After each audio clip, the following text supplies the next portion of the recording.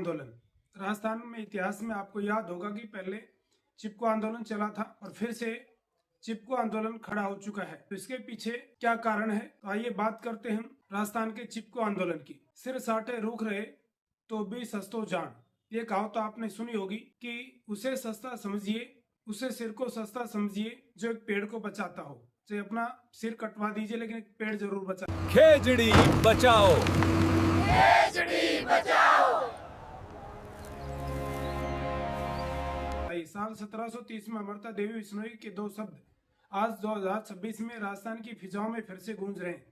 बीकानेर से लेकर जोधपुर तक राजस्थान का बिश्नोई समाज और पर्यावरण प्रेमी एक बार फिर सड़कों पर हैं। क्या राजस्थान में चिपको आंदोलन 2.0 शुरू हो चुका है? आखिर क्यों रेगिस्तान का कल्प वृक्ष कहाँ जाने वाला खेजड़ी आज खतरे में है? चलिए विस्तार से समझते हैं। विवाद की शुरुआत हुई पश्चिमी राजस्थान में लग रहे विशालकाय सोलर पावर प्लांट से। हम सब जानते हैं कि सौर ऊर्जा ग्रीन एनर्जी है, लेकिन विडंबना देखिए कि इस ग्रीन एनर्जी के नाम पर हजारों हरे भरे खेजड़ी के पेड़ों को बेरहमी से काटा जा रहा है। हाल ही में जोधपुर के बापणी और बीकानेर के कुछ इलाकों से ऐसी तस्वीरें सामने आई जिन्होंने पूरे प्रदेश को झकझोर रख दिया। जिस पेड़ को राजस्थान का राजकीय वृक्ष माना जाता है, जिसे स्थानीय लोग देवता की तरह पूजते हैं, उसे मशीनों से उखाड़ा जा रहा है।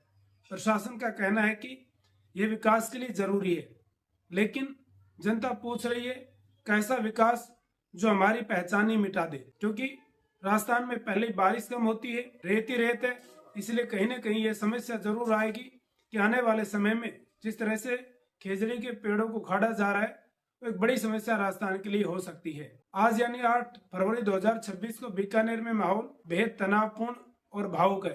पिछले कई दिनों से चल रहे महापड़ाव में हजारों लोग जुटे हैं। संतों और पर्यावरण प्रेमियों ने आमरण अनशन शुरू किया था। हालांकि सरकार के प्रतिनिधियों और मंत्री के बिश्नोई के दखल के बाद कुछ अनशनकारियों को जूस पिलाकर अनशन खत्म करवाया गया है, लेकिन आंदोलन खत्म नहीं हुआ है। प्रदर्शनकारियों की मांग अब सिर्फ वादे नहीं बल्कि एक्शन की है। उनकी सबसे बड़ी मांग है ट्री एक्ट कि एक ऐसा कानून जो खेजड़ी काटने वालों को सलाखों के पीछे पहुंचा सके और भारी जुर्माना लगा सके। हालांकि खेजड़ी का वर्ष राजस्थान का राज्य वृक्ष है, कल्प वृक्ष है, उस पर कानून बना हुआ है, लेकिन फिर भी सरकार उनको कुछ नहीं कह रही, क्योंकि सरकार की तह के बिना कुछ हो नहीं सकता। ये बीजेपी सरकार पता नहीं क्या चाहती है।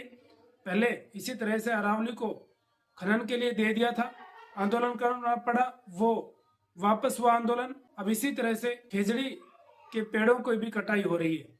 यह सिर्फ पेड़ों की कटाई की लड़ाई नहीं है, ये राजस्थान की संस्कृति और स्वाभिमान की लड़ाई है। याद कीजिए 1730 का वो खेजड़ी बलिदान, जब जोधपुर के राजा के आदेश पर पेड़ काटने आए सैनिकों के सामने 363 बिश्नोई समाज के लोग पेड़ों से लिपट गए थे और अपनी जान दे दी थी। दुनिया का यह पहला और सबसे बड़ा पर्यावरण आंदोलन था। राजस्थान की इसी मिट्टी से शुरू हुआ था।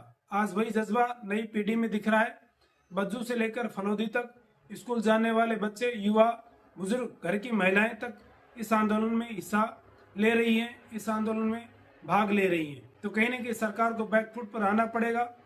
और जिस तरह से सोलर प्लांट के नाम पर पेड़ों को काटा जा रहा है, एक बड़ा ही दयनीय काम है। विकास और पर्यावरण के बीच की जंग अब एक बड़े मोड़ पर खड़ी है।